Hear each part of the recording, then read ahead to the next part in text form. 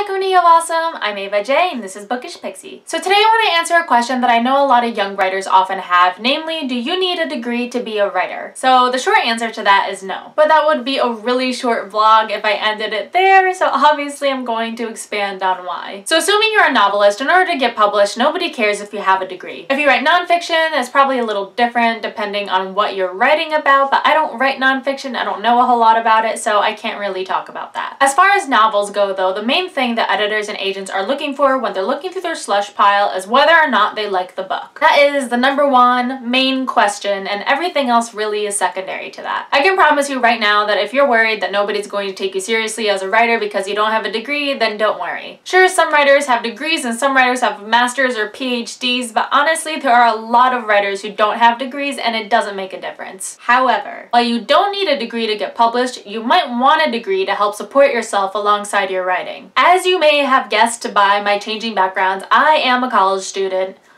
and that means I'm getting a degree. But my reasons for getting a degree really have nothing to do with writing and everything to do with supporting myself alongside the writing. So here's the truth. It is really hard to support yourself just on your writing, especially at first. Most writers have to publish several books before they can write full-time. A lot of people outside the publishing industry think that when you publish a book, it means you got a super huge advance and obviously you're going to be a New York Times bestseller, and so basically you're insta-rich. Yeah, so most of the time that's not true. Sure, there are exceptions, and I obviously don't need to name them because they are mega famous, but that is not the case most of the time. You have to remember that the authors who get a mega advance with their debut novel and sell super well are largely the exception to the rule. Now that doesn't mean that no debut writer is going to get a super big advance or that they're not going to sell well, but the average advance is probably lower than you think. The way a lot of publishing contracts work is an author gets about 10 to 15% royalties, which means for every book sale they get about 10 to 15% of the sale. So say you have a hardcover that's selling $18.99, depending on your contract you're going to get somewhere between $1 and $3 for every sale. Except not really, because part of that also goes to your agent and then taxes, so